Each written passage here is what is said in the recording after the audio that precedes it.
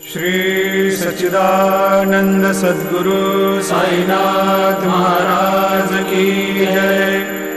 जोडोनिया कर चरणी ठेविला माथा, परिसावे विनंती माझी पंढरीनाथा।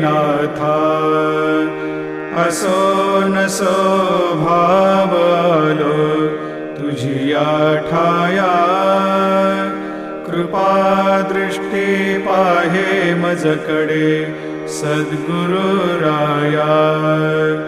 अखंडित सावे ऐसे वाटते पायी, सांडोनी संकोच ठाव थोडासा देई।